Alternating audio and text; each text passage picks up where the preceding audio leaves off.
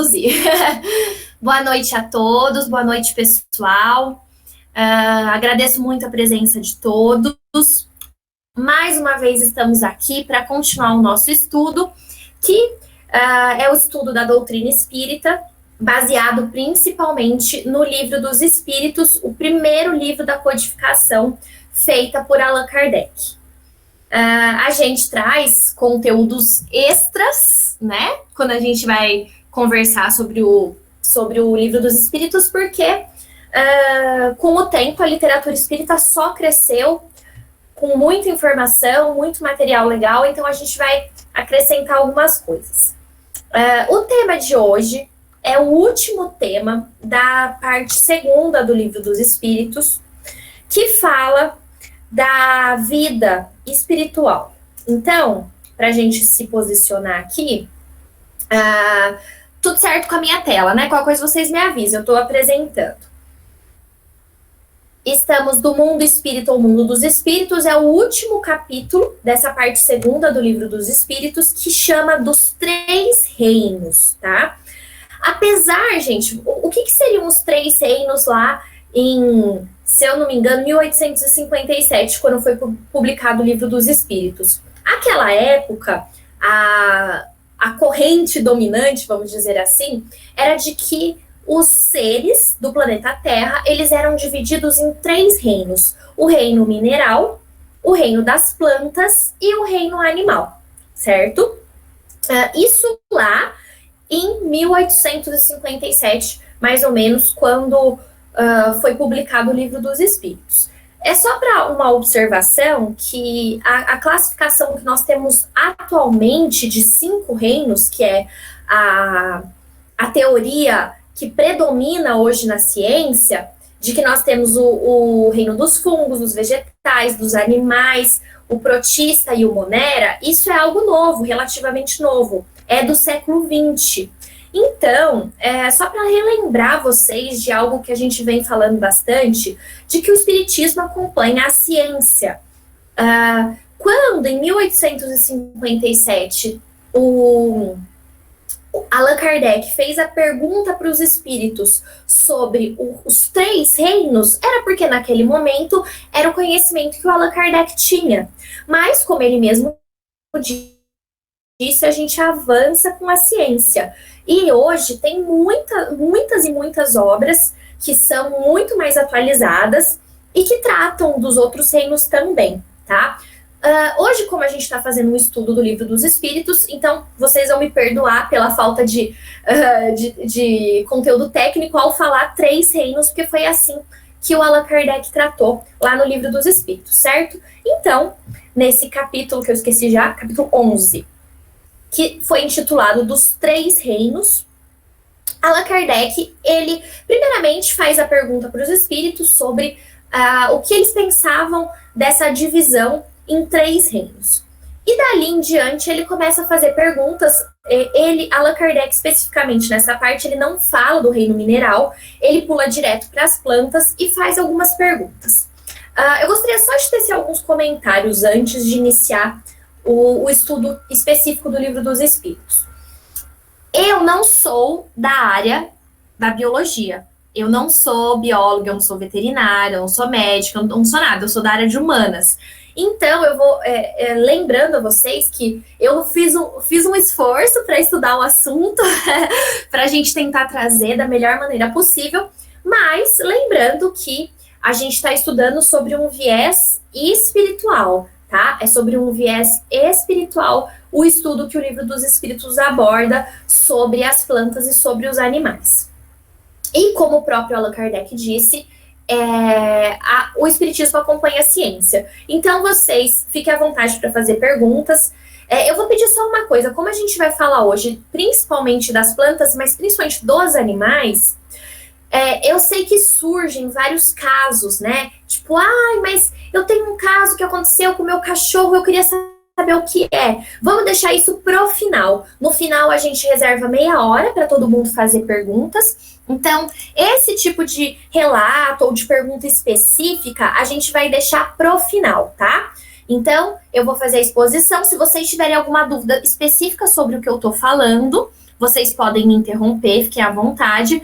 Mas se for para contar um caso de um animal que vocês conheceram ou tirar uma dúvida específica, eu vou ficar muito feliz de ouvir no final da nossa conversa. Então, vamos lá. Kardec, então, inicia falando das plantas, perguntando para os espíritos sobre as plantas, porque, como eu disse no começo, naquela época nós tínhamos uma divisão em 3 reinos, que era o reino mineral, o reino das plantas e o reino animal.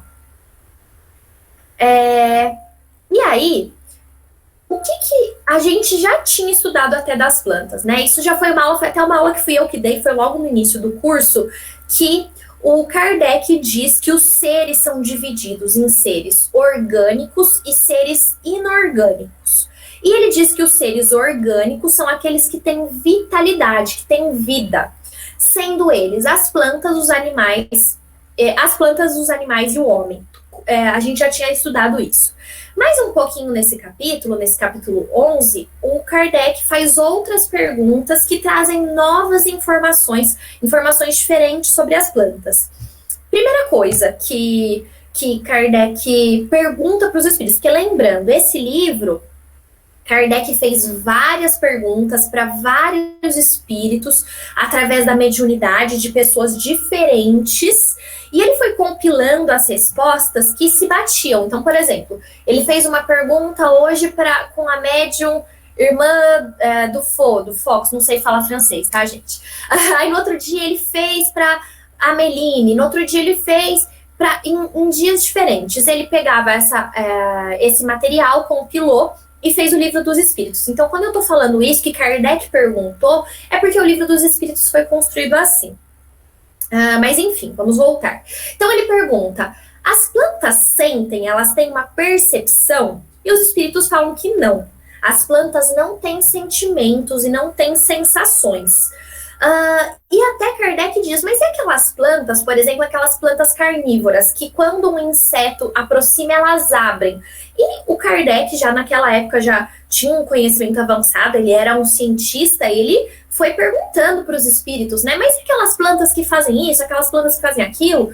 E os espíritos foram categóricos, isso são só reações químicas, físicas, não falaram com essas palavras, mas falaram, não, isso não é inteligência, não é percepção. Então, basicamente, as plantas têm um princípio vital, elas têm vida, mas elas não têm inteligência e não têm percepções, portanto, não sentem dor. E aí a gente poderia se perguntar, então, se as plantas... Isso não está no Livro dos Espíritos, mas depois eu vou até mostrar para vocês as fontes de onde eu tirei.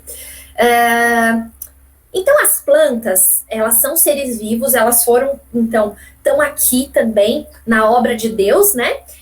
Mas elas ficam a Deus dará, então, vamos dizer assim? E não. As plantas, assim como nós temos os nossos mentores, assim como os animais têm os seus protetores, as plantas também têm.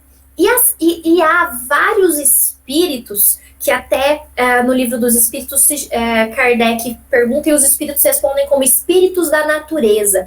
Então são espíritos que somos como nós, pessoas, podem ser, né, mas a gente não vai aprofundar muito isso agora, que cuidam das plantas e cuidam dos eventos da natureza, para que a natureza se desenvolva em equilíbrio. Aí vocês falam assim, tá, mas como que pode ter equilíbrio se a gente está desmatando, se está acontecendo tudo isso? É porque, gente, o nosso livre-arbítrio que opera aqui na Terra, né? Então, tem espíritos protetores das plantas e da natureza como um todo, para que os eventos ligados à natureza se desenvolvam da melhor maneira possível. Mas, como o homem tem o livre-arbítrio, isso nem sempre é possível.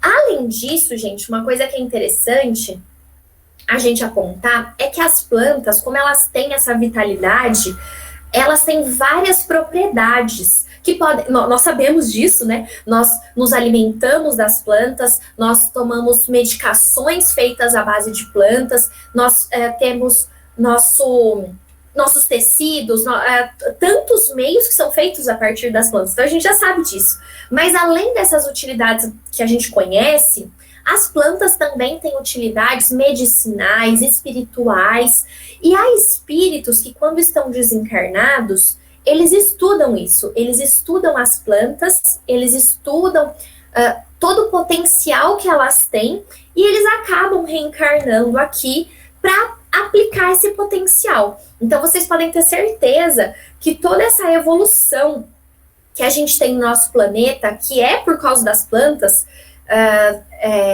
principalmente eu vou puxar agora para a parte medicinal, de muitas medicações e chás que são feitos à base de plantas, são porque os espíritos primeiro aprenderam esse potencial das plantas quando eles estavam desencarnados. E lá eles têm muito mais material de estudo, a gente continua estudando, viu, gente? Não acha que a gente vai desencarnar e parar de estudar. Eles estudam muito e depois eles vêm aqui para a Terra, encarnam e se tornam biólogos, bioquímicos, químicos, médicos, farmacêuticos e trazem esses benefícios das plantas para todos nós.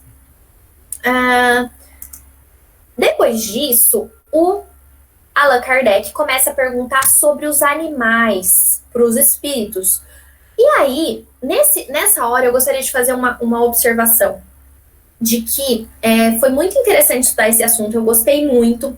E toda a minha fala a partir de agora, aliás, toda a minha fala desde o início, mas principalmente a partir de agora, são palavras de outras pessoas. Eu estou trazendo para vocês o conhecimento do Allan Kardec, que o Allan Kardec trouxe para a gente. E especificamente sobre os animais, além do conhecimento do Allan Kardec, eu vou trazer de outros livros. Por quê?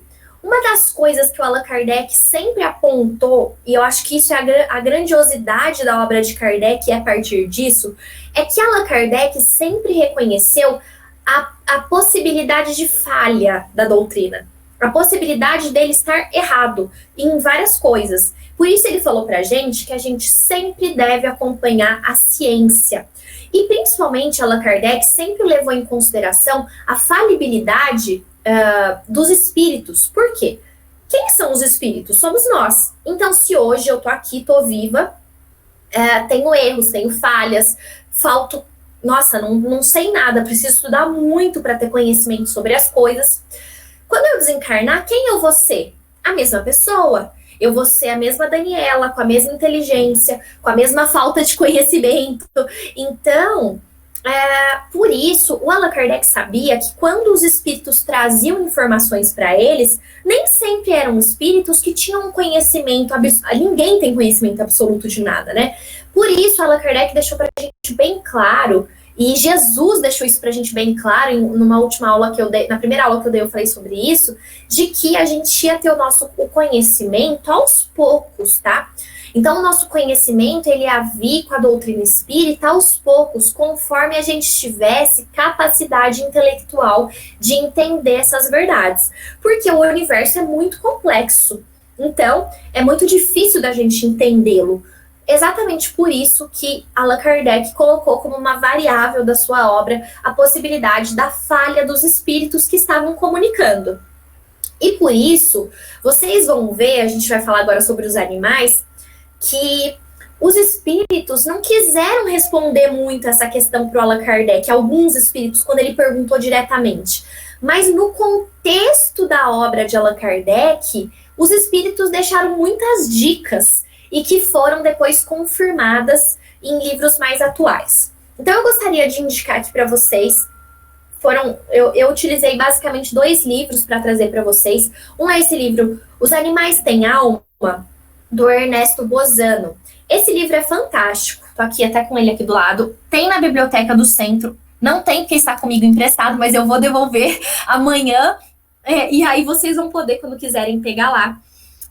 O Ernesto Bozano foi um espírita, cientista italiano, que tem muitas obras, e aqui nesse livro ele retrata diversos casos que aconteceram com animais. Ele fala de casos de, por exemplo, animais que previram a morte dos seus donos, ou que salvaram seus donos, ou de animais que se comunicaram telepaticamente com os seus donos para pedir socorro. É muito interessante. Então eu recomendo a leitura desse livro. E também recomendo principalmente esse livro que eu fiquei apaixonada, que é A Alma dos Animais. Esse livro ele foi escrito pela doutora Irvênia Prada. Ela é médica veterinária e ela é professora da USP, da Universidade de São Paulo. Ela é especialista na parte neurológica, pesquisadora na parte de neuroanatomia e espírita. Então foi muito legal o livro dela. Eu recomendo totalmente, porque ela uniu a parte da ciência, a parte que ela entende, que é a parte que eu não entendo, mas como ela explicou muito bem na obra dela, ficou muito claro. Então ela trouxe como é o espiritismo, né? O espiritismo não aliou a ciência, a moral e a religião. Então a doutora Irvênia fez isso na obra dela, A Alma dos Animais.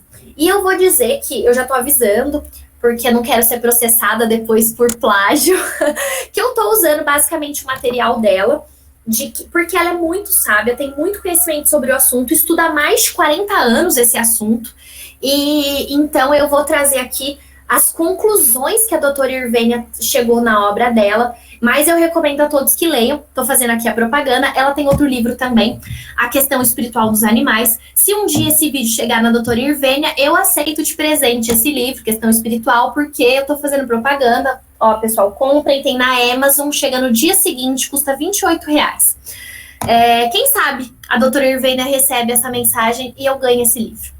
Mas enfim, o outro, né, A Questão Espiritual dos Animais, que eu ainda não li, mas vou ler com certeza. Enfim, eu fiz essa introdução para vocês entenderem que eu vou utilizar os conhecimentos de pessoas que entendem do assunto, de uma pessoa especializada no assunto, que é estudiosa do assunto há mais de 40 anos. Então, vamos lá. Algumas das reflexões da doutora Irvênia. Primeira coisa que ela trouxe uma reflexão que eu achei fantástico, que foi sobre alma e poder. Eu não sei se vocês se lembram das aulas de história de vocês, mas na época da escravidão, a igreja justificava a possibilidade de escravidão porque ela dizia que os escravos não tinham alma. Bem forte isso, né? Então, os escravos, eles não têm alma, por isso eles podem ser subjugados. Além disso, gente, houve época em que as mulheres não tinham alma, olha que legal. Então, nós mulheres fomos criadas através da costela de Adão para servi-lo apenas, éramos objetos e não tinham, e falavam isso, que a gente não tinha alma, por isso que também nós tínhamos que ser submissas aos homens. E por fim, os animais. Então, era mais fácil para a ciência falar que os animais não sentiam, que eles não tinham mente, não tinham psique, não tinham nada disso. Era mais fácil, né? Por quê? Porque aí a gente pode matar, a gente pode comer, a gente pode fazer bolsa, a gente pode fazer tudo isso sem ter ética nenhuma. Eu não tô falando agora, pelo menos eu não tô falando para ninguém parar de comer carne, para todo mundo parar de usar bolsa de couro de uma hora para outra, não tô falando exatamente isso agora. O que eu tô querendo dizer é que é uma desculpa para o poder, para não ter que observar a ética, para não ter que observar os sentimentos do próximo. Foi o que fizeram na escravidão, foi o que fizeram com as mulheres, e é o que fazem até hoje com os animais. Então, a doutora Irvênia, ela conta um caso, além de ler o livro dela, eu virei meio stalker, eu assisti umas 5 palestras dela no YouTube, depois eu passo os links para vocês. Em uma das palestras, ela conta que ela fez um artigo na USP falando sobre o sofrimento mental dos animais, e falando que para isso tinham que ser elaboradas normas de ética, tá? Então, normas de ética, deixa eu só fazer um negócio aqui. Normas éticas na conduta dos animais nos matadouros, nas granjas, nas pesquisas científicas, porque os animais estavam passando por sofrimento mental. E ela diz que isso, há muitos anos atrás, ela foi massacrada. Ela foi massacrada porque o que os veterinários e não só os veterinários, mas os estudiosos falavam? Que a mente é atributo do homem. Então, os animais não têm sofrimento mental. Inclusive, até pouco tempo atrás, se duvidava que os animais tinham inteligência. A gente sempre ouviu isso, né? Os animais são seres irracionais, então eles não têm inteligência. Eu acho que eu nem precisava falar para vocês. Quem tem um animal, quem já conviveu com um animal, sabe que isso não é verdade. Mas, se não bastasse isso, hoje a ciência já admite que os animais são, sim, seres inteligentes. Obviamente que existem diversas espécies de inteligência, e a inteligência dos animais, eles têm inteligências similares à dos humanos, iguais a dos humanos, mas também têm inteligências diferentes, assim como nós temos outras inteligências que os animais não têm. Porque hoje também é científico que existe mais de um tipo de inteligência. Então, por exemplo, vou dar um exemplo aqui para vocês. Eu vi essa notícia no site da BBC, que falava que com tecnologia própria, macacos entraram em sua idade da pedra, dizem cientistas. Por quê? Porque tem relatos de macacos selvagens, macacos que vivem na selva, não são os macacos do zoológico, que constroem ferramentas com pedras, por exemplo, para quebrar uma castanha, para se defenderem, outros animais, né? Então, gente, essa é uma espécie de inteligência, de poder saber lidar com as ferramentas, saber construir uma coisa. Como que isso não é inteligência, né? Então, já tem, alguns cientistas falam que eles já entraram na idade da pedra, os macacos, porque eles já construíram ferramentas, são ferramentas mais rudimentares do que a que os homens construíram na idade da pedra, mas mesmo assim são ferramentas, né? Então, como que a pessoa, olha, tá vendo? Já tô até... como que o animal, ele vai pensar ou não, né? Como sem pensar, ele vai construir um objeto para atingir um fim. Se não tiver inteligência, não faz muito sentido, né? E aí, gente, outro experimento que fizeram, aquilo foi um fato através de estudos de animais selvagens. Esse daqui foi um experimento que fizeram. Esse experimento aqui, gente... não sei se vocês estão vendo aqui, tem, na madeirinha, tem um buraco nessa madeira que é para que os cientistas colocaram bananas. Aí, que não dá para ver, eu não consegui fotos muito legais. Eu fui tirando print de um vídeo que eu achei. Os macacos ficaram presos naquela gaiola. Ela estava aberta ali, porque eles estavam montando o experimento. Mas os cientistas fecharam a gaiola e colocaram o macaco ali. Colocaram o macaco e essas duas cordas. Só que vocês estão vendo que essa corda, se ele puxasse uma corda só, a corda ia soltar. Ele não ia conseguir puxar. Então, o que eles fizeram? Eles fecharam o macaco lá e deixaram. O macaco percebeu que ele não conseguia puxar as duas cordas. Então, o que ele fez? Ele foi do lado. Eu não sei se vocês também tem uma porta ali. É que eu não quis trazer o vídeo, que o vídeo era meio longo. Tem uma porta ali. Ele abriu a porta do outro macaco, chamou o outro macaco, pediu ajuda. O outro macaco entendeu prontamente. E os dois, cada um pegou em uma corda, juntos puxaram aquele negócio de madeira e dividiram as bananas. Então, eles tiveram eles cooperaram, eles se ajudaram para atingir um fim, e eles perceberam que eles tinham que puxar juntos para conseguir pegar a banana. Olha que coisa fantástica, gente. Se isso não é inteligência, eu não sei o que isso é. Esse daqui também é muito interessante. Eu não consigo fazer isso, que esse macaco consegue. Eu, com certeza, sou menos inteligente que ele. Esses números que vocês estão vendo na tela apareciam por cerca de 3 segundos para esse macaco. Nem isso, gente. Eu vi o vídeo, foi 2 segundos. E ele decorava os números. Fantástico, né, SBL? Nossa, eu fiquei impressionada. Depois eu mando todos os vídeos para vocês. Olha só. Esses números apareciam rapidamente para esse macaco e ele sabe contar até 9. E ele sabe identificar os números. Quando aparecia, depois ele aí sumia os números. Eu devia ter tirado mais foto, mas agora já foi. E aí apareciam, no lugar desses números, apareciam quadrados. E aí ele tinha que apertar cada quadradinho para aparecer o número de volta. E ele, em segundos, memorizava qual que era a ordem dos números e ia apertando número por número. 1, 2, 3 na ordem, e os números iam reaparecendo. Por quê? Ele memorizou a ordem dos números, a localização, e ele sabe contar. Então, ele sabe a ordem. Olha que sensacional, né?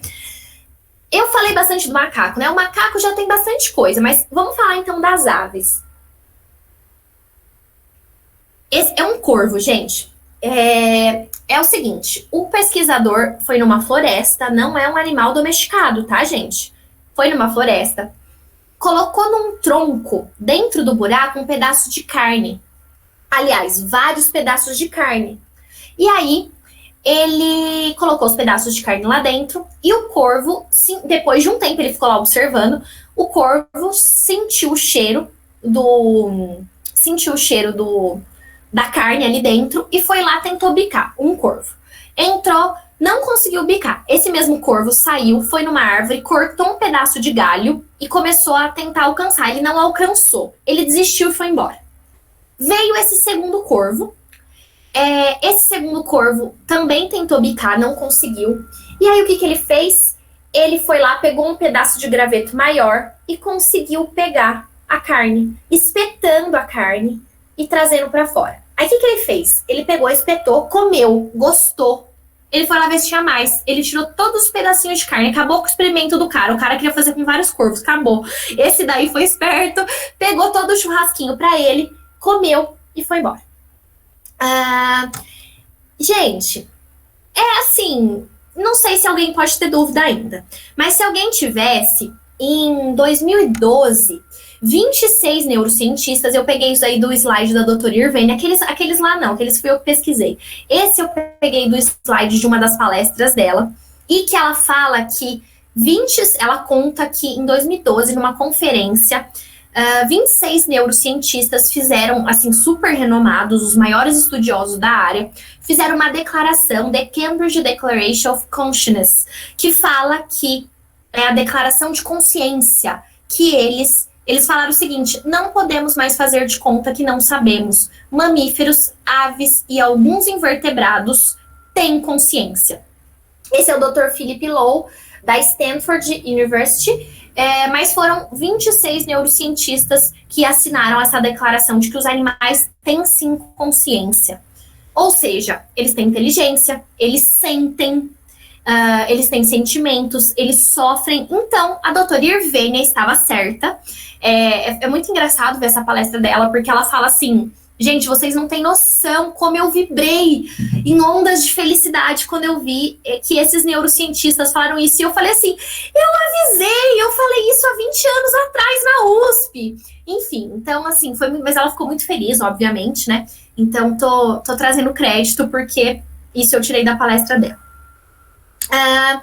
Então, gente, falamos que eu acho que a gente conseguiu. Se alguém tiver alguma dúvida, fique à vontade para falar. Mas eu acho que a gente conseguiu estabelecer, junto com a ciência, porque isso eu trouxe, mas a ciência já é unânime, de que os animais têm inteligência. E agora vamos, então, para o estudo do Livro dos Espíritos. A gente estudou, logo na primeira aula, vocês tiveram aula com a Sandrinha disso, que o Allan Kardec perguntou que é o espírito. E os espíritos responderam que o espírito é o princípio inteligente do universo.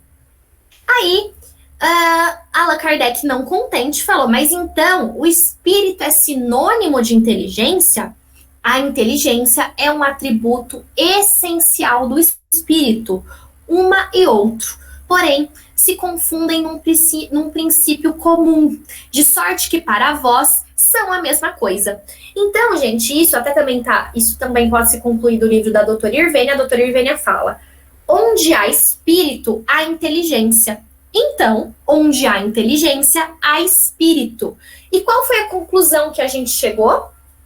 Os animais são inteligentes. Logo, aí agora vamos ver se a gente vai falar o verbo correto. Os animais são espíritos. Não é que os animais têm espírito. Os animais têm corpo, mas os animais são espíritos, que significa que são seres que transcendem a matéria, que vivem após a morte. Olha que coisa estranha, né? Que não existe morte. Então, eles têm uma vida depois do que a gente chama de morte aqui na Terra.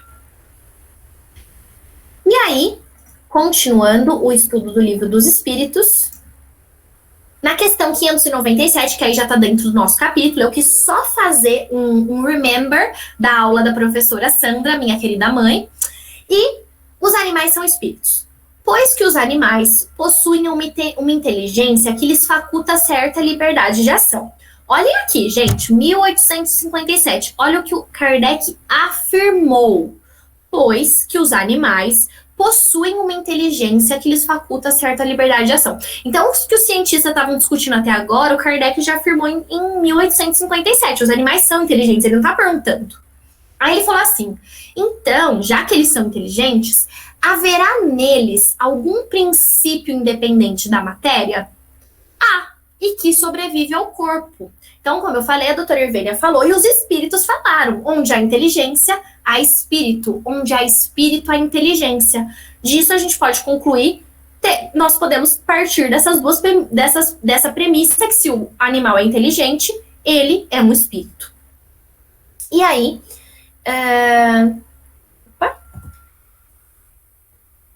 mas se eles são espíritos, então a gente tem que saber se eles reencarnam. Eu gostaria de saber se eles reencarnam.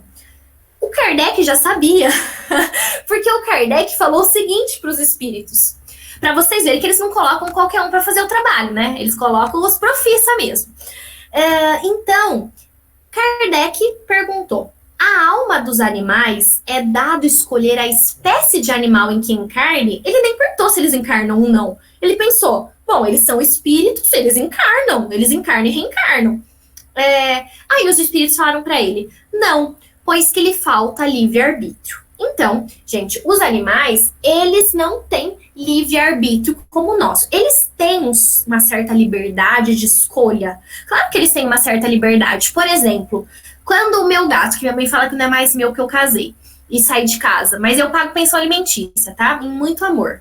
Mas quando eu saí de casa, quando eu tava estudando, e o meu gato, ou trabalhando, e o meu gato, ele tinha uma caminha, ele tinha um sofazinho, um cobertorzinho, mas ele preferia deitar em cima do meu notebook, ele fez uma escolha, né? Hoje, quando a minha irmã, Gabriela, teve que sair, foi na fisioterapia, ele tava dormindo no quarto dela, eu tava hoje na casa da minha mãe trabalhando lá, que eu tô home office, aí a Gabriela saiu, ele ficou indignado. Como que me deixam sozinho aqui? Quem vocês pensam que vocês são? Ele foi lá pro sofá, sentou do meu lado e dormiu do meu lado a manhã inteira. São escolhas, né, gente? São escolhas que eles fazem. Mas é claro que é dentro de não é uma escolha como a nossa, tá? Vocês vão entender por quê. A gente vai falar sobre isso.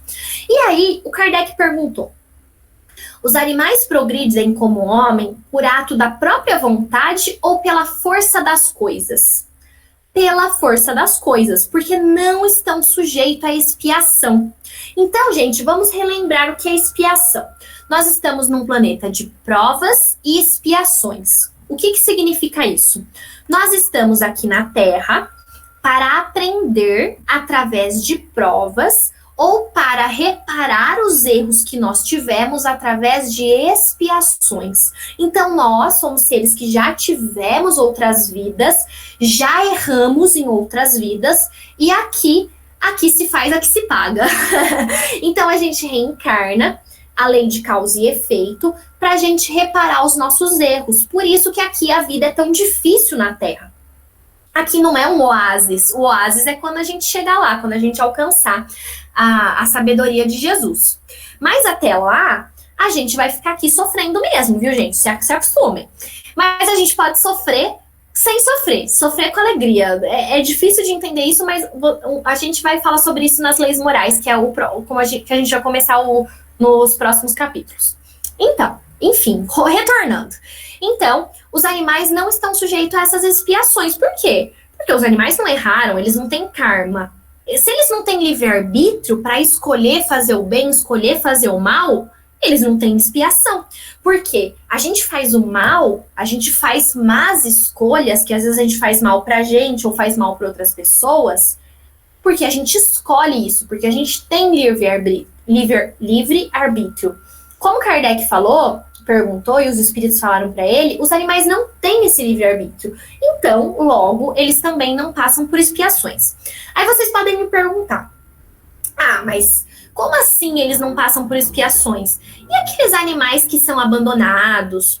E aqueles animais que são abatidos, que vivem em condições péssimas, em granjas, em matadouros?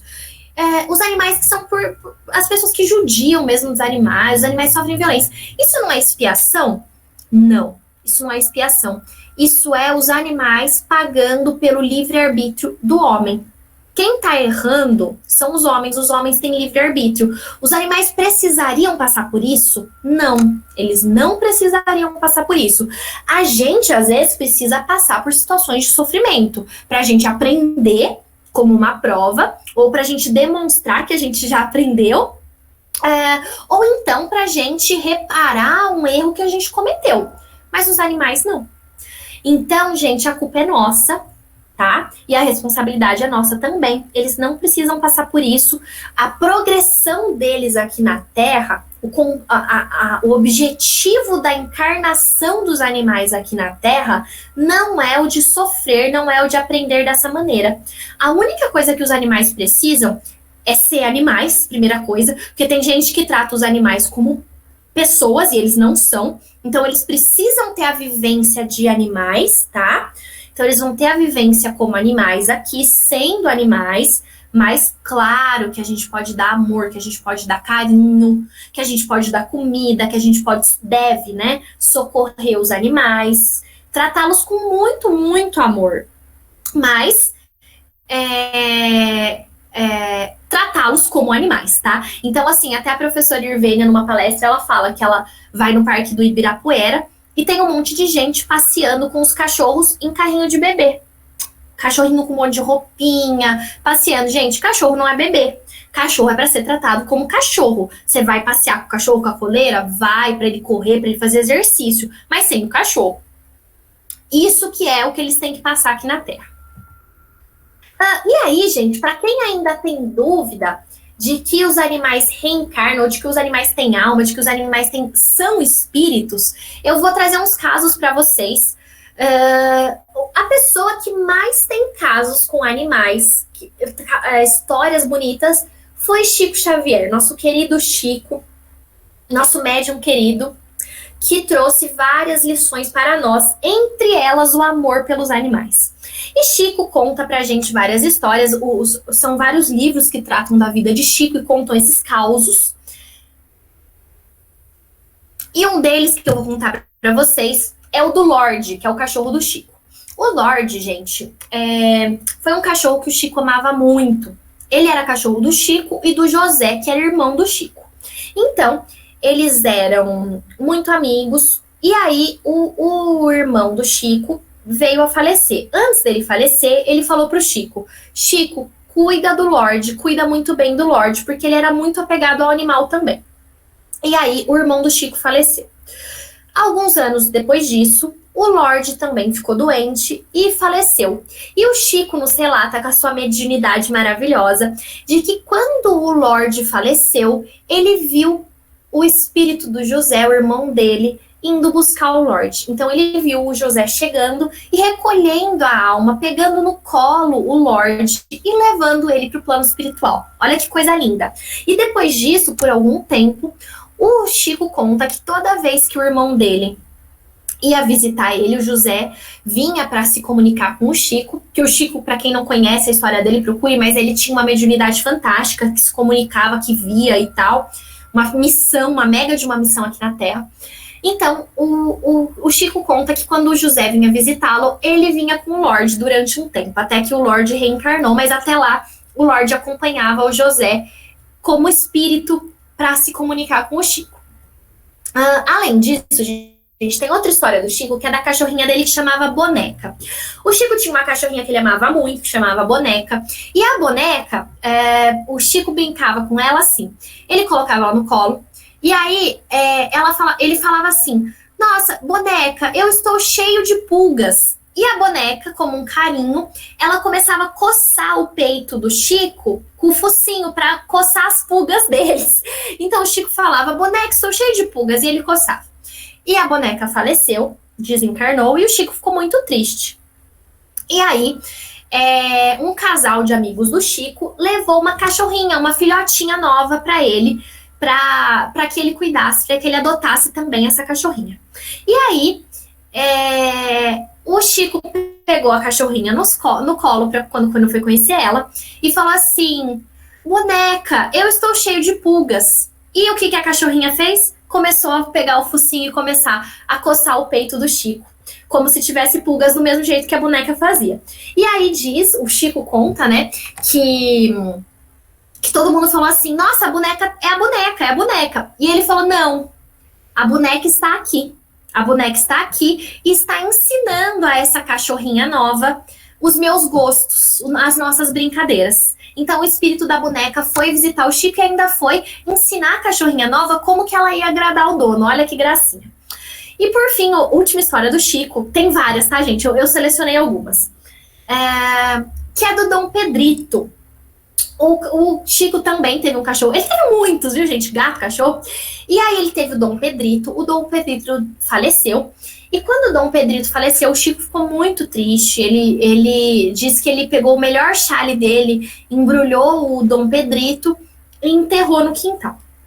Aí depois, um tempo depois, ele estava andando na rua e ele viu um cachorrinho. Ele viu um cachorrinho, mas ele não deu atenção, ele seguiu reto. E aí, o mentor espiritual dele, quem não sabe, era o Emmanuel, que tem vários livros escritos pelo Emmanuel, que é uma pessoa, um espírito maravilhoso, com muito conhecimento. O Emmanuel falou pro Chico o seguinte, Chico, olha para esse cachorrinho, olha para os olhos dele, olha com atenção, é o Dom Pedrito voltando para você. E aí Chico diz que deu uma emoção nele, ele virou, olhou para os olhos do cachorrinho e viu que era o Dom Pedrito, era a reencarnação do cachorro dele. E ele chamou esse cachorrinho de Brinquinho. Então, gente, olha só, né? Quem não confiar na mediunidade de Chico não precisa ser espírita. Não pode ser espírita. Então, e aí, gente, tem uma história também do Divaldo, que eu achei bem interessante. O Divaldo Franco é um médium vivo, que mora na Bahia, tem um centro chamado Mansão do Caminho, tem também várias obras de caridade, é uma pessoa maravilhosa.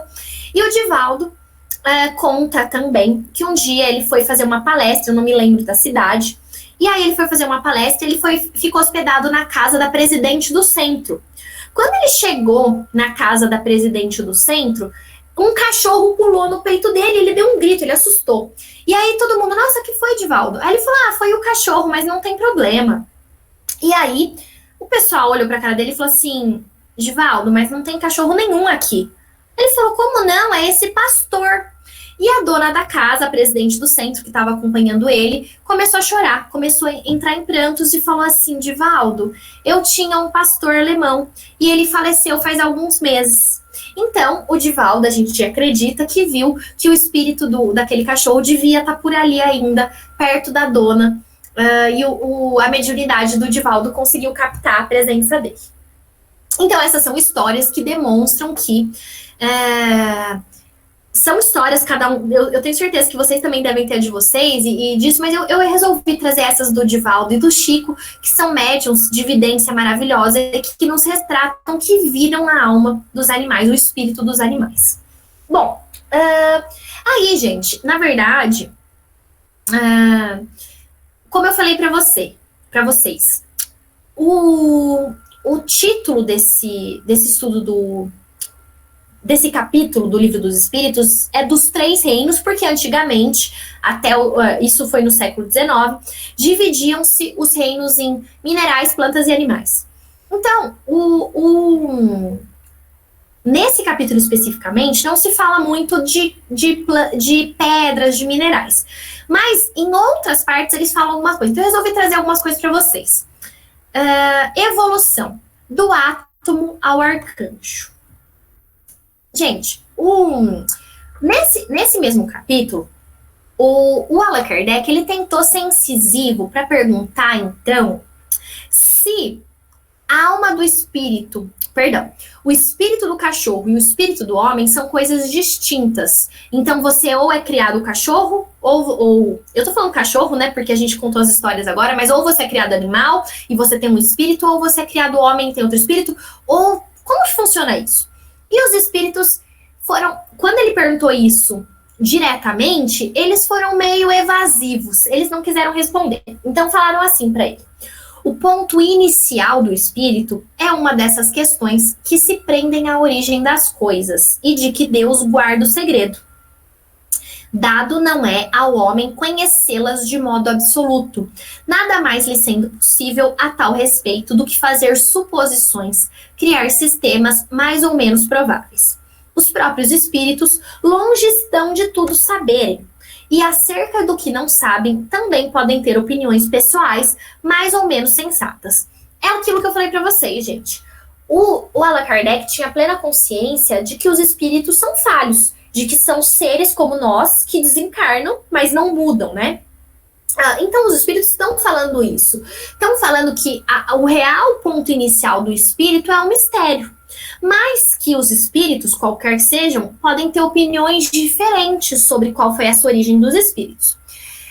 E aí, ele continua falando assim. Segundo uns... Só um minutinho, preciso tomar uma aguinha.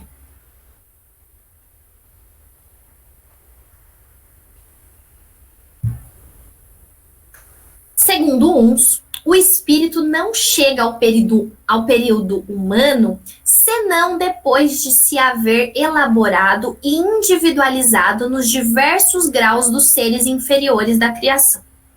Segundo outros, o espírito do homem teria pertencido sempre à raça humana, sem passar pela fieira animal. Então ele está falando aqui que tem, do mesmo jeito que aqui na Terra a gente estuda esses assuntos, eles também estudam esses assuntos na espiritualidade, quando a gente falece. E que tem certas coisas que são mistérios. Mas, entretanto, porém, como eu falei para vocês, esse livro é de 1857 e Kardec falou, os espíritos falaram o que a gente conseguiria compreender. Eu não sei se vocês sabem, mas até hoje, inclusive, tem isso. A teoria da evolução, ela é de 1859. O Livro dos Espíritos, a primeira edição, é de 1857. Posteriormente, Kardec juntou novas perguntas, novas informações e fez uma nova edição em 1860. Quando Kardec estava falando da alma dos animais, essas questões que a gente abordou hoje, já foi em 1860, mas tinha acabado de sair a teoria da evolução do Darwin, ou Darwin, né, como a gente chama aqui no Brasil. A teoria da evolução do livro A Origem das Espécies, que fala que o homem se originou do macaco. E, gente, como vocês sabem, até hoje tem muito preconceito sobre isso. Tem muita gente que fala assim, imagina, se acha superior, né? Imagina que eu vim do macaco, que o homem veio do macaco. Ainda a gente ouve pessoas falando assim, eu nunca vi um macaco virando homem. Sem comentários, né? Tem gente que acha que a Terra é plana, então, mas enfim. Então, gente, é uma teoria que sofre muito preconceito até hoje. Então, agora isso é meu achismo, tá? O achismo da Daniela. Eles não quiseram falar muitas coisas, por quê? Porque o objetivo não era aquele no momento. O objetivo mais importante era conscientizar as pessoas das leis morais e também da consciência da vida espiritual. Mas tinham certos assuntos que poderiam ser deixados para depois, tá? Que poderiam ser deixados para depois, porque um passo de cada vez. Jesus já falou isso pra gente, né? Há de vir o Espírito da verdade que lhes mostrará as verdades. Então, Jesus falou muito, mas deixou de falar muito de propósito. Kardec falou muito, mas deixou de falar muito de propósito. Só que, apesar de tudo isso, ainda assim, eles falaram muito. E a gente pode ver tanto da obra do Allan Kardec, como de outras obras espíritas, que deixou vários resquícios que, assim, agora, a partir desse momento, a nossa aula são suposições, são hipóteses, como a própria Gênese, o livro A Gênese do Allan Kardec diz, o título é Hipóteses sobre a Origem do Corpo Humano. Aqui são hipóteses também, tá? Então, gente, eu vou compilar para vocês, com a ajuda da minha querida doutora Hervênia, e de outras obras, de outros livros que eu pesquisei, e a gente vai ver se a gente consegue chegar à nossa opinião, a nossa hipótese sobre o assunto. Então, olha aqui o Livro dos Espíritos, questão 540. É assim que tudo serve, que tudo se encadeia na natureza, desde o átomo primitivo até o arcanjo, que também começou por ser átomo, certo? Admirável lei de harmonia que o vosso acanhado espírito ainda não pode aprender em seu conjunto. Gente, não sei se vocês se lembram, acho que foi a aula da Fernanda, nossa querida Fernanda, que falou dos espíritos superiores e falou que alguns são esses espíritos superiores que já alcançaram a iluminação, eles também são chamados de arcanjos. Então, o arcanjo Miguel, por exemplo, é uma espécie de um espírito superior, que um dia foi, o que o livro dos espíritos falou aqui? Átomo. Um dia ele foi átomo. Um dia ele foi homem? Um dia ele foi animal? Um dia ele foi inferior? Não, um dia ele foi átomo, foi de onde ele começou. Eu acho que já tem umas indicações aí, mas vamos continuar. Tudo em a natureza é transição. Por isso mesmo que uma coisa não se assemelha à outra, e, no entanto, todas se prendem umas às outras. E ainda, na questão 607A, o Allan Kardec pergunta e os espíritos respondem para ele que o princípio inteligente sofre uma transformação e se torna espírito. Olha que interessante. Também, a gente tem nessa questão 607A, ele fala, já não... na verdade, é o mesmo finalzinho dessa, é o negócio inteiro. Já não dissemos que tudo na natureza se encandeia e tende para a unidade? Nesses seres, cuja totalidade estáis longe de conhecer, é que o princípio inteligente se elabora, o princípio inteligente. Vocês lembram lá das perguntas que a gente fez no início? O que é o princípio inteligente que a gente confunde? É o espírito, gente, lembra? Vamos voltar, vou até voltar, porque para vocês verem que não fui eu que falei, foi o Kardec. O que é o espírito? O princípio inteligente do universo. Vamos voltar.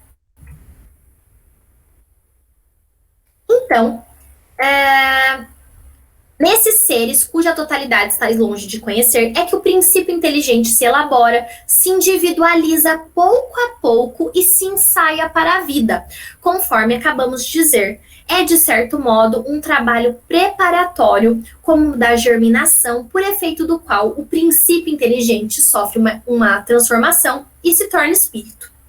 Aí, gente, tem uma citação de Leon Denis, muito famosa até do espiritismo, que diz: a alma dorme na pedra, reino mineral, sonha na planta, move-se no animal e desperta no homem. Olha que citação interessante. Aí, gente, então, Kardec, emanam de um único princípio a inteligência do homem e a dos animais? Sem dúvida alguma. Porém, no homem passou por uma elaboração que a coloca acima que existe no animal. Continuando. Dissestes que o estado da alma do homem, na sua origem, corresponde ao estado da infância na vida corporal, que sua inteligência apenas desabrocha e se ensaia para a vida. Onde passa o espírito essa primeira fase de seu desenvolvimento? Aí, olha só, onde que o espírito passa essa infância do espírito, né? Numa série de existências que precedem o período a que chamais humanidade. Então, vamos lá, gente. Vamos ver se a gente consegue perceber, assim, se vocês conseguem concluir da mesma maneira que eu, depois vocês me contam. Se tudo tende para uma unidade, se a gente evolui do átomo ao arcanjo, se a gente tem um período pré-humanidade, que a criança do nosso espírito é pré-humana, ou seja, não é humana, é outra coisa. O que eu concluo, o que a doutora Irvênia concluiu, que vários espíritas pensam assim, não são todos, tá? Como eu falei para vocês, são hipóteses. E o que eu acho? A gente passa por tudo. A gente é átomo, a gente é monera, a gente é protozoário, a gente é pedra, a gente é planta e a gente é animal. E a gente é humano. Será? Será que sim? Claro que não é a gente como a gente é. Mas o princípio espiritual ainda não é espírito. É o princípio da vida. Então, vamos continuar para vocês verem se vocês pensam assim como eu. Sobre o princípio espiritual. Olha aqui o livro. Gente, vou até fazer um parênteses aqui, porque não tem como. Leiam a coleção Vivendo no Mundo Espiritual, do Espírito André Luiz, psicografado pelo Chico Xavier.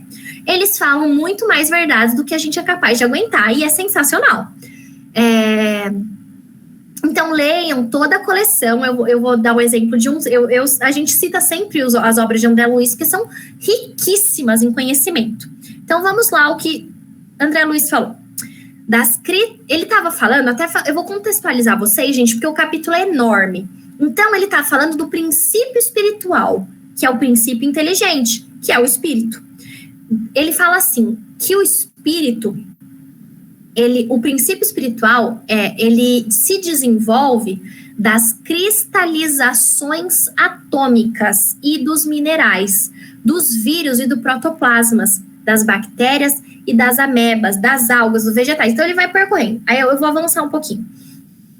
Avançando, aí ele fala assim, que o princípio espiritual avançou durante milênios o sistema vascular e o sistema nervoso, caminhou na direção dos ganoides e teleósteros, e nas aves estranhas descendentes do período Jurássico, chegando a não sei quem, tudo que a gente não entende, quem não é biólogo, mas vamos lá. Precedentes. Aí aqui, vamos concluir. Viajando sempre, adquire entre os anfitérios os rudimentos das reações psicológicas superiores, incorporando as conquistas do instinto e da inteligência.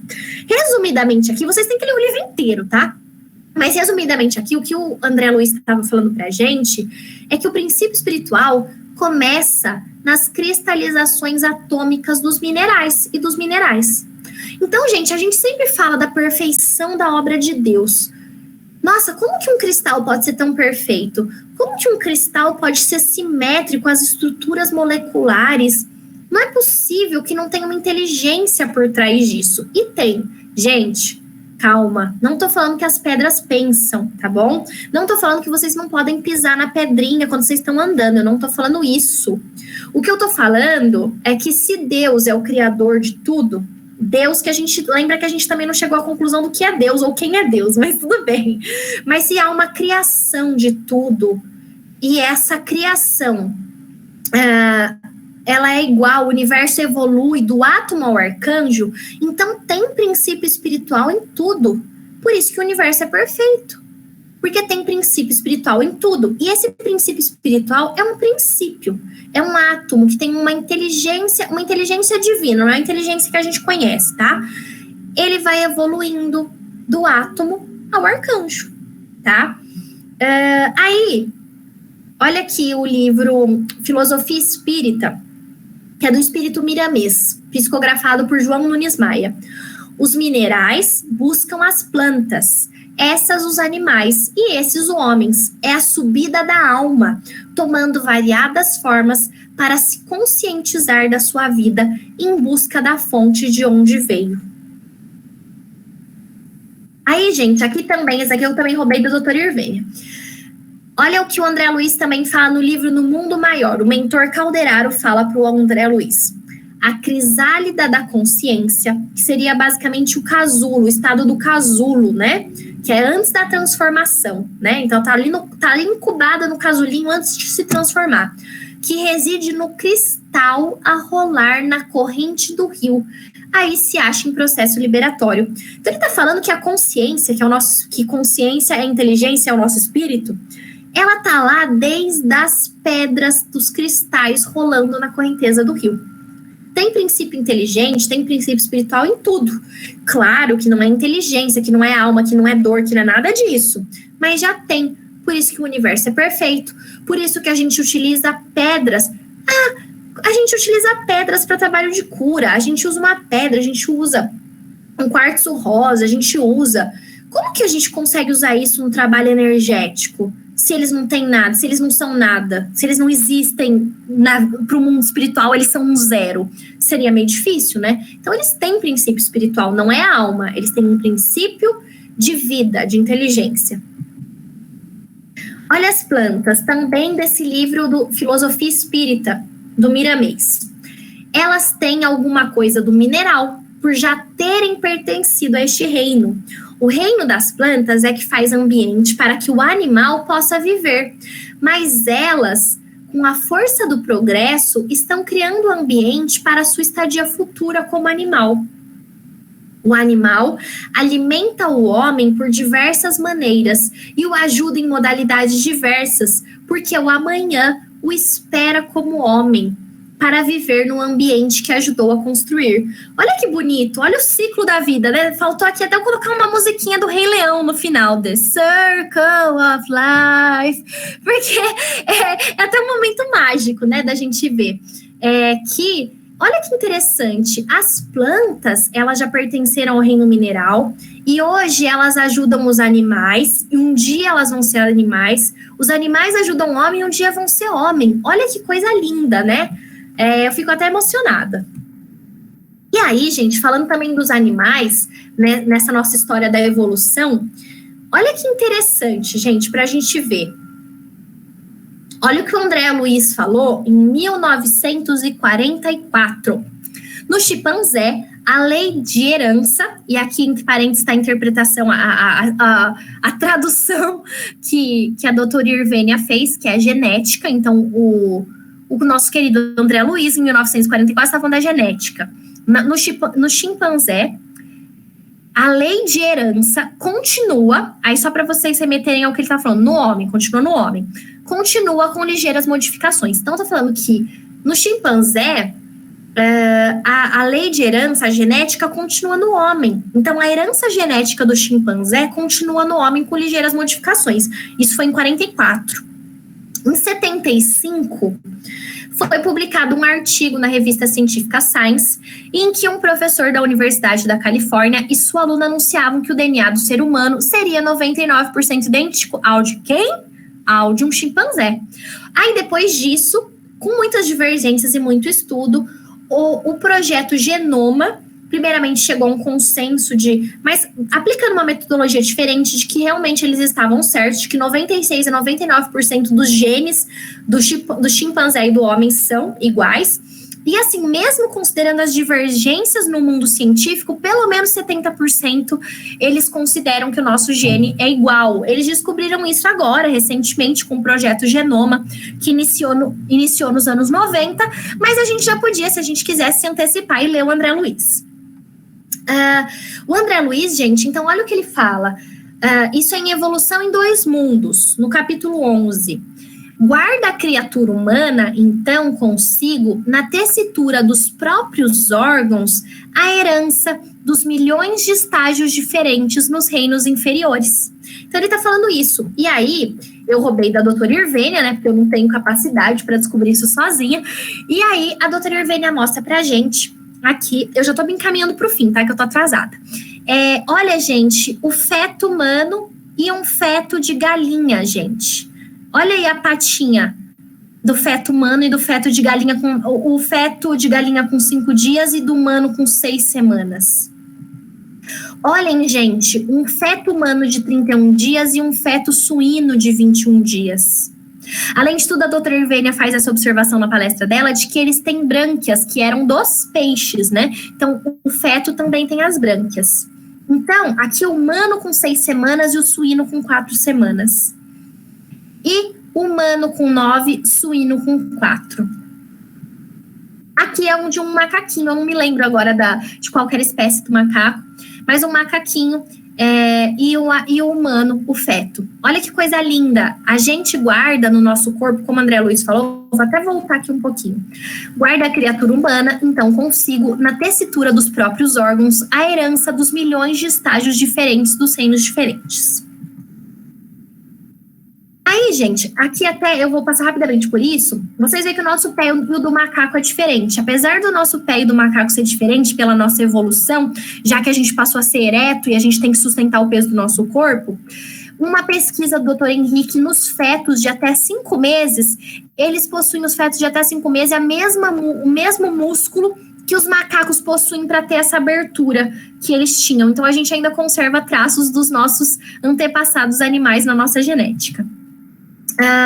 E aí, gente, também, interessante da ciência, que a ciência diz que também no nosso cérebro a gente guarda resquícios da nossa histórica genética, né, já que a gente foi desenvolvendo a partir dos animais.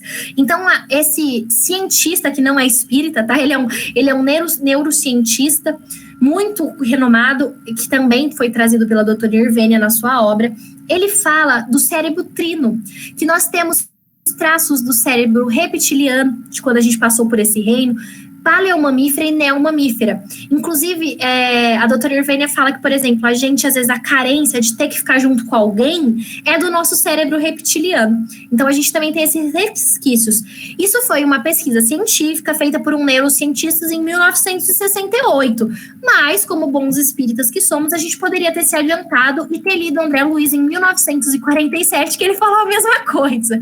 E o André Luiz falou a mesma coisa, ele só deu nomes diferentes, mas ele também falou isso, que a gente tem no nosso cérebro registros dos nossos queridos antepassados macacos. E não só macacos, tá? Aí, gente, pra gente finalizar, eu vou contar pra vocês. Quando eu sou espírita, vamos dizer assim, desde que eu nasci, não sei se isso existe, mas eu nasci num lar espírita. E eu ouvia, quando eu era criança, a história da alma grupo. Os animais têm alma sim, mas é uma alma grupo, tá? É uma alma sim, uma alma para todo mundo. E, gente, eu procurei muito isso para dar essa aula hoje, que eu falei, eu vou ter que falar da alma grupo, né? Da bendita alma grupo. E vou contar uma coisa para vocês, eu não achei. E aí eu achei vários espíritas atuais falando que a alma grupo não é espírita, é espiritualista. Então, tem teorias espiritualistas que falam que os animais tinham alma grupo. Então, quando você vê um monte de pombinha voando, elas fazem parte todas de uma alma só, tá? Mas eu não achei isso na literatura espírita, e eu achei várias críticas espíritas a isso. E eu achei essa pergunta do Kardec, que eu achei que, para mim, responde que realmente, como os espíritas, que eu vi vários criticando essa teoria, e eu não achei nenhum fundamento na doutrina, que fala assim, após a morte, conserva a alma dos animais a sua individualidade e consciência de si mesmo? Conserva a sua individualidade. Quanto à consciência do seu eu, não. A vida e inteligência, ele permanece em estado latente. Então, gente, eu acho que cai por terra essa história da alma grupo. Eu queria ter tempo para falar mais sobre isso, eu não sabia que eu ia demorar tanto para fazer essa palestra, agora já foi. Mas depois a gente pode conversar sobre isso, mas eu mostro para vocês onde eu achei que não tem fundamento essa teoria da alma grupo, tá? Não nos animais, tá? Não significa que não hajam almas grupos. Por exemplo, se a gente começa do átomo, a gente tem um princípio espiritual do átomo. Quando a gente a gente, né, vamos dizer assim, quando é criada um átomo e ele tem uma vida inteligente, ele está agregado aos outros átomos, formam moléculas e formam corpos. Talvez pode ser nesse sentido que seria alma grupo, mas a gente vai tratar disso em outro momento. Só para ilustrar isso, eu vou contar uma história bem rapidinha, que é a seguinte história, é uma história pessoal, familiar. A minha cunhada, ela tá fazendo um curso de veterinária, mas ela cuida de animais há muitos anos, muitos e muitos anos, ela é apaixonada. Ela é a nossa São Francisca. E aí, gente, a professora dela, ela faz lá na FEOB veterinária, e a professora dela não estava conseguindo ter tempo para cuidar de 3 maritacas filhotes que se machucaram. Acho que a mãe morreu e ela encontrou essas maritacas e pediu se a minha cunhada poderia cuidar, porque a minha cunhada cuida de aves há muitos anos. E minha cunhada, claro, eu cuido, mas aí a professora falou assim para ela: olha, mas você tem que me prometer que você vai soltar elas. Então você fica com elas, você cuida, mas elas têm que viver naturalmente. Só até elas se virarem, você vai cuidar delas. Tá bom, pode deixar, eu vou soltar. E minha cunhada fez isso. Minha cunhada ficou... Eu esqueci de perguntar para elas, mas não foi menos de um mês, cuidando dessas maritacas até elas ficarem bem. E aí, como se espera, um dia, quando elas estavam bem, a minha cunhada abriu a gaiola e deixou elas voarem. E aí, gente, olha que engraçado, passou um bando de maritacas. E o que as maritacas fizeram? Seguiram, foram embora, voaram e foram com o bando de maritacas. Olha que legal. Então, elas foram, minha cunhada falou, tudo bem, eu gostei muito delas, me apaixonei pelas maritaquinhas, mas eu acho que elas têm que ir mesmo, né? Faz parte da vida. Aí, tudo bem, elas foram embora. No outro dia, minha cunhada estava lá embaixo, ela estava no quintal da casa dela, no jardim, e aí, olha o que acontece. As maritacas voltaram. As maritacas foram embora, 2 das 3 maritacas, 2 voltaram. E as maritacas simplesmente foram duas, e a minha cunhada conhece, ela consegue bater o olho e saber quais são. Ela falava, aqui não voltou, ela era menos sociável. Essas duas já vinham em cima de mim, já ficavam comigo, já pousavam em mim. Eu pedi autorização para minha cunhada para mostrar a foto. E olha que engraçado, elas se reuniram ao bando, a que era menos sociável lá não voltou, e as outras duas voltaram. Mas elas continuaram soltas, minha cunhada soltou elas. E aí no outro dia o que aconteceu? Elas voltaram. E no outro dia o que aconteceu de novo? Elas voltaram. E faz isso, gente, já deve fazer um mês e meio, e elas voltam todos os dias. Eu devia ter trazido mais foto. A minha cunhada tá trabalhando lá e as maritacas em cima da cabeça dela. Agora me fala uma coisa. Elas se reuniram ao bando delas. E elas são 3, elas são irmãs. 2 voltaram, 2 sempre se apegaram à minha cunhada. Uma não. Elas têm até personalidade diferente. Então, eu acho que é meio difícil a gente falar em alma grupo, né? E eu trouxe alguns outros exemplos, só para vocês verem, né? Que a gente vê e fala assim, nossa, será que é alma grupo? Será que eles não têm realmente uma individualidade? Olha o animal que reencontra o seu cuidador, o que acontece. Olha que coisa linda. A gente vê vários casos assim, né? E de animais que reencontram os seus cuidadores e acabam... Esse daqui é mais um. E tratam com afeto, ficam emocionados, ficam felizes, é um amor. Olha isso, gente, uma leoa. Não sei se vocês estão vendo o vídeo, tá dando para ver certinho. Olha que coisa mais linda.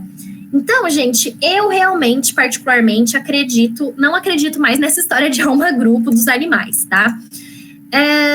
Tem uma teoria de que a gente poderia, então, já que a gente é humano, a gente poderia também encarnar como pedra, como ave, como animal depois. Mas Kardec pergunta isso e os espíritos afastam. Eles falam que não, que é uma evolução, tá? Então, a gente sai do átomo e vai até o arcanjo, mas a gente não retroage. E aí... isso mostra pra gente a nossa responsabilidade. Então, nós somos aqui, nós já passamos, provavelmente, é uma hipótese, por todos os reinos. Nós temos muita responsabilidade com os nossos irmãos, com tudo, com a nossa natureza, com os animais, e o que nos resta é dar muito amor para eles. E eu vou encerrar, então, hoje, rapidamente, com a última historinha. Eu passei muito do meu tempo, mas como vocês viram, eu me empolguei com o tema. A história de São Francisco de Assis, uma das muitas histórias, é que havia um lobo que, num vilarejo, atacava o vilarejo e machucava as pessoas. E aí eles queriam matar o lobo. E o São Francisco não deixou matarem o lobo. E ele, o que ele falou? Gente, o lobo tá com fome. Ele tá com fome, por isso que ele tá vindo aqui. E o que o São Francisco começou a fazer? Começou a alimentar esse lobo. E ele começou a alimentar esse lobo. O que o lobo parou de fazer? Parou de atacar a vila e, além de tudo, passou a seguir São Francisco de Assis como se fosse um cachorro por onde ele ia. E eles criaram uma relação de amor. Então, eu gostaria de finalizar com essa história. Agradecer a todos pela paciência, que hoje eu demorei um pouquinho. E